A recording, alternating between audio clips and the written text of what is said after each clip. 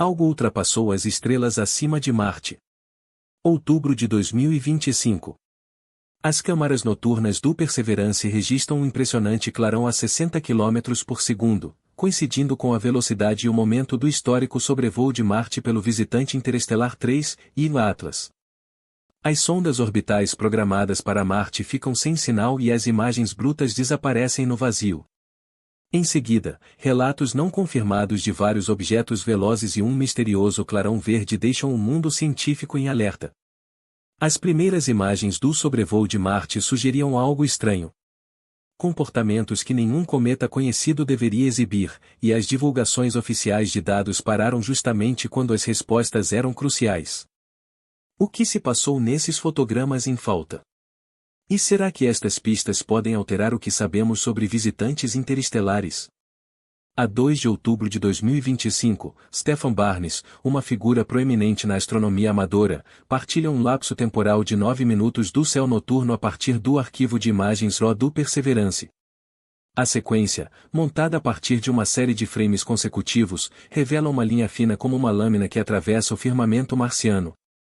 A velocidade aparente, 60 km por segundo, destaca-se de imediato, superando largamente qualquer meteoro, satélite ou artefacto de raios cósmicos habitual nos dados das sondas de Marte.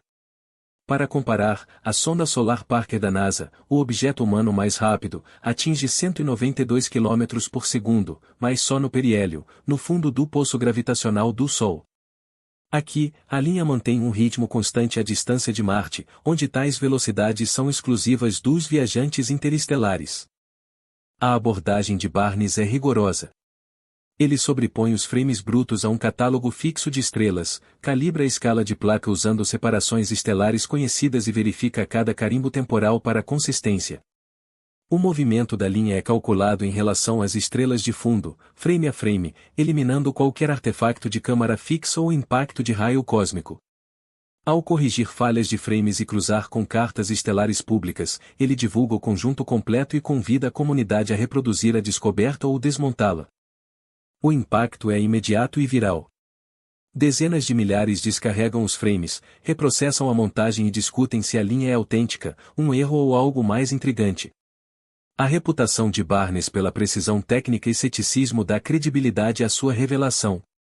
Ele sublinha rapidamente a importância de replicações externas, alertando para não tirar conclusões precipitadas sem confirmação independente da origem da linha. O cálculo é evidente. Se os 60 km por segundo se confirmarem, a trajetória encaixa quase perfeitamente no movimento celeste previsto para o Ila Atlas. Mas agora o ônus passa para fora. A comunidade amadora agarra o desafio. Alguém mais consegue recriar a anomalia, ou ela desvanecerá sob exame mais atento? Fóruns online acendem-se logo que o lapso temporal de Barnes é tornado público. Em poucas horas, centenas de analistas independentes descarregam os frames do Perseverance, ansiosos por reproduzir ou refutar a linha a 60 km por segundo. O debate divide-se rapidamente.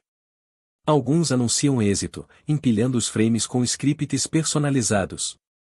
Afirmam detectar não só a pista principal, mas indícios de outros movedores rápidos nos dados de 3 de outubro. Outros, com métodos alternativos, veem apenas ruído. Acusações de sobreadaptação e caça-artefactos voam em todas as direções. Às 0h03 UTC, um breve clarão verde surge na animação de um grupo.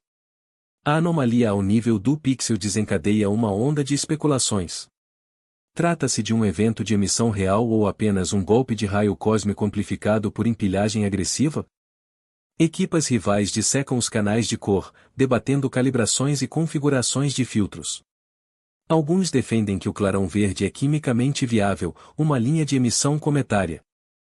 Os céticos contrapõem que a atmosfera tênue de Marte e as particularidades do sensor da câmara tornam esses clarões mais propensos a serem fantasmas digitais do que fenômenos reais. A falta de imagens brutas não processadas só aumenta a incerteza. Sem acesso aos ficheiros FIDS originais e à telemetria da câmara, toda a alegação é provisória. Testes estatísticos de rácio sinal-ruído, consistência frame a frame e rejeição de raios cósmicos viram campos de batalha. A ausência de divulgação oficial de dados, sem descargas rápidas de processamento, sem scripts de calibração, alimenta suspeitas. Será apenas o atraso habitual das campanhas de alvos móveis, ou algo mais intencional? A frustração da comunidade aumenta. Alguns exigem intervenção institucional, pressionando a NASA ou a ESA para intervirem e resolverem as disputas técnicas. Outros reforçam a análise open source, partilhando código e montagens intermédias na esperança de validação coletiva. A realidade do sinal permanece em suspenso, o seu destino agora ligado a se as próximas campanhas de orbitadores de Marte fornecerem imagens decisivas e verificáveis de forma independente. Marte, por uma breve janela no início de outubro, tornou-se o melhor posto de observação do Sistema Solar para um visitante interestelar. 3 orbitadores, o MRO com o HiRISE, o Trace Gas Orbiter da ESA com o XIS e o Mars Express com o HRC, foram todos incumbidos de capturar o Trace Atlas a 9 milhões de quilômetros. Isso equivale a cerca de 75 vezes a distância da Terra à Lua. Um abismo tão vasto que mesmo a câmara mais nítida em Marte, o HiRISE, veria o objeto como pouco mais que uma mancha. A sua resolução no melhor dos casos estica-se a espaçonave, calibrada para imagens com centenas de quilômetros por pixel, foi adaptada para detectar rochas em inclinações marcianas, mas nunca fora direcionada a um alvo a deslocar-se tão velozmente ou a tal distância.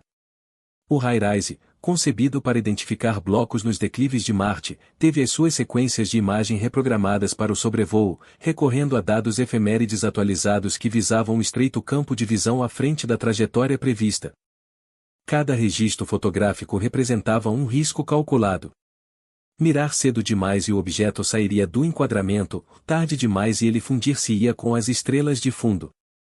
O CASIS, otimizado para capturas coloridas e análise de jatos, organizou uma sequência de exposições em 4 bandas, na esperança de registrar não só o núcleo, mas também quaisquer fragmentos ou jatos que o seguissem. A HRSC do Mars Express, com a sua ampla faixa de varrimento e cobertura multiespectral, ficou responsável por examinar a estrutura grosseira. Seria capaz de diferenciar um único núcleo de um aglomerado ou de identificar um jato solar contra o brilho intenso? A operação exigia uma coordenação impecável. O plano de observação de cada orbitador baseava-se em previsões precisas do JPL Horizons, atualizadas diariamente à medida que a órbita do Trace Atlas se refinava. As próprias sondas tiveram de desviar as suas habituais orientações, nadienses, por vezes vários graus, para seguir um ponto minúsculo em movimento no céu profundo. As limitações a bordo impediam o rastreio em tempo real. Cada fotografia era um instante congelado, dependendo da exatidão de cálculos de última hora. Para objetos a distâncias interplanetárias, um erro mínimo nas efemérides poderia resultar num fracasso total. À medida que o sobrevoo se aproximava, as equipas de instrumentos equilibravam prioridades conflituosas, maximizando o tempo de exposição, reduzindo a contaminação por raios cósmicos e otimizando a largura de banda para descargas rápidas. Cada fotograma seria analisado em busca de indícios de forma. O Trace Atlas seria um corpo sólido único, um conjunto frouxo de pedaços ou algo mais peculiar? A esta distância, só pormenores de dezenas de quilômetros poderiam ser resolvidos. As bandas de cor, se obtidas, podiam desvendar assinaturas químicas, com traços verdes, azuis ou vermelhos amplos a sugerir composições exóticas. Os riscos eram elevados. Com telescópios terrestres ofuscados pelo brilho solar, os orbitadores de Marte ofereciam a única visão clara. A expectativa era direta, e se algo invulgar ocorresse, e fragmentação, jatos, companheiros, e estas imagens seriam as primeiras a revelá-lo. Toda a campanha era uma corrida contra a geometria, o movimento e o tempo. Sem imagens brutas. Essa foi a expressão que ressoou em todas as conversas à medida que os dias passavam após o sobrevoo de Marte. Normalmente, os dados dos orbitadores marcianos, especialmente de eventos de destaque, chegam aos arquivos públicos em poucos dias após a recepção, pelo menos em formato não calibrado. Desta vez, nada. Nem do HiRISE, nem do CASIS, nem mesmo os enquadramentos rápidos rotineiros do Mars Express. O silêncio é total, interrompido apenas por atualizações de estado do Tour, que aludem a calibrações em curso e garantia de qualidade. No interior do JPL, as equipas de imagem enfrentam uma pressão de outra natureza. O problema não se resume à largura de banda ou atrasos administrativos. Trata-se do perigo de divulgar fotogramas cheios de impactos de raios cósmicos, pixels quentes não corrigidos ou empilhados desalinhados que poderiam ser confundidos com fragmentos ou jatos reais. Para um alvo em movimento como o 3I Atlas, que varre o céu a 60 km por segundo, os processos standard falham. A correção de campo plano, a distorção geométrica e a calibração radiométrica precisam de ser refeitos. Até os melhores filtros de rejeição de raios cósmicos, ajustados para paisagens marcianas de deslocamento lento, têm dificuldade em distinguir um rastro interestelar autêntico de uma partícula carregada errante. O responsável pela imagem no JPL, sob o peso do escrutínio público, descreve o procedimento como uma disputa contra erros e expectativas. Cada fotograma deve ser verificado quanto a desvios de registro. A efeméride prevista alinhou-se com o céu real?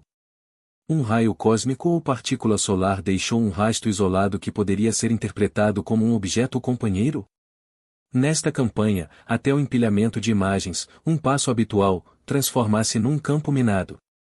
Um desalinhamento mínimo e os artefactos multiplicam-se. Um empilhamento excessivo e pormenores reais subtis podem desaparecer. As implicações são evidentes.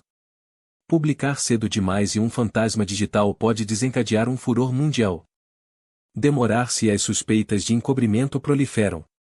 A equipa de calibração avança quadro a quadro, cruzando o movimento previsto do alvo com os rastros reais nos pixels, sinalizando anomalias para revisão manual. Cada fragmento candidato, cada clarão estranho é registrado, discutido ou descartado ou elevado. Ninguém no JPL afirma que o atraso é prazeroso. A verdade é um estrangulamento de prudência, que prioriza a integridade científica sobre a rapidez. Mesmo enquanto o mundo aguarda, a próxima divulgação terá de responder a mais do que mera curiosidade. Deve resolver, com provas, se as câmaras de Marte capturaram um núcleo solitário, um grupo de fragmentos ou algo que exija uma explicação inédita. O brilho verde de um cometa, observado a milhões de quilômetros, costuma ser um caso resolvido. O dicarbono ou C2 emite uma assinatura verde intensa quando a luz solar rompe os laços moleculares, um mecanismo tão consistente que os caçadores de cometas o usam como cartão de visita químico. No caso do 3I Atlas, a narrativa complica-se. Relatos de durante a janela de sobrevoo de Marte, foi registrado um breve clarão verde às 0h03 UTC em algumas das sequências de imagens do Perseverance. A conclusão é direta, e se o clarão for autêntico, isso indicaria a presença e atividade de dicarbono na coma. No entanto, os espectros provisórios iniciais do Mars Express e do TGO sugerem o contrário. As bandas de emissão de C2 esperadas são débeis ou até ausentes, dando lugar a uma composição volátil abundante em dióxido de carbono e pobre em cadeias de carbono clássicas. Em termos laboratórios, um clarão verde sem dicarbono representa uma contradição. A física comentada padrão não oferece uma explicação simples para um espectro que brilha em verde, mas carece das bandas do cisne em 516 e 563 nanômetros. Se a cor for real, isso requer um mecanismo inédito ou um contaminante novo em ação. Os espectroscopistas, habituados a identificar falsos positivos, recomendam prudência. Sem espectros calibrados e sincronizados com o momento exato do clarão reportado, o paradoxo químico fica por verificar. Terá sido verde um evento de emissão genuíno ou um artefacto digital resultante da sobreposição e correção de cor? Até que os dados brutos dos orbitadores de Marte sejam divulgados, a única forma de esclarecer a contradição passa por espectros validados diretamente pelos instrumentos. A próxima leva de publicações terá de demonstrar, pixel a pixel, se a química de 3I consegue mesmo desafiar as regras estabelecidas. Os dados espectrais da campanha marciana chegam como um repto à ciência cometária dos manuais. Relatos iniciais da equipa do Mars Express realçam uma impressão digital de emissão dominada por níquel, e não por ferro, invertendo o que os cometas do Sistema Solar exibem habitualmente. As linhas de níquel, por norma fracas ou ofuscadas pelo ferro, agora sobressaem no espectro. Químicos planetários que analisam as proporções observam que nada nos modelos de formação padrão antevê esta hierarquia de abundância. A anomalia não se resume aos metais. Os instrumentos do Trace Gas Orbiter detectam uma mistura volátil em que a desgasificação de dióxido de carbono supera o vapor de água por uma ordem de magnitude. Para um cometa aquecer-se perto do Sol, a água devia dominar. Aqui, o dióxido de carbono reina, com a água quase inexistente. A geometria dos jatos lança mais uma surpresa. Imagens dos orbitadores de Marte, mesmo na sua resolução máxima, revelam um penacho que não se arrasta para longe do Sol, mas avança em frente. Uma anticauda, Sunvard nitidamente delimitada. Este jato declina de forma tão abrupta que os modelos de poeira têm dificuldade em reproduzi-lo. A cauda clássica em leque amplo está ausente. Em vez disso, a borda frontal do penacho é nítida, com um gradiente de brilho anormalmente íngreme. Equipas que executam simulações dinâmicas calculam que só um núcleo muito grande e denso poderia manter tal penacho sem se desintegrar ou desviar da rota. As equipas de monitorização estimam a massa do objeto ao detectarem qualquer aceleração não gravitacional, pequenos impulsos de jatos ou desgasificação irregular. Para 3 passagens S1 Atlas, a resposta é o silêncio. Mesmo com atividade visível, a sua trajetória segue o arco gravitacional previsto de forma quase perfeita. O limite inferior implícito aponta para 10 mil milhões de toneladas, mais próximo de um asteroide do que de um cometa. Cada peculiaridade é registrada, discutida e acumulada num dossiê em expansão. Os modelos naturais são forçados ao limite para justificar a química, a dinâmica e a massa avassaladora. As apostas aumentam à medida que a comunidade científica avalia se estas assinaturas indicam um objeto que apenas reformula o manual dos cometas ou algo que não pode ser descartado como natural. A.V. Loeb, conhecido por desafiar os limites da investigação interestelar, intervém no debate com um cálculo ousado. A sua equipe executa modelos orbitais, retroagindo o trajeto de 3 ílulas ao longo de décadas para verificar se poderia coincidir com o famoso sinal WALL de 1977, o burst de rádio de 72 segundos a 1420 MHz, a linha do hidrogênio. Recorrendo ao JPL Horizons e simulações de Monte Carlo, estimam a probabilidade de tal coincidência posicional no céu em cerca de 0,6%. É raro, mas não impossível. A linha do hidrogênio carrega peso especial nos círculos SETI.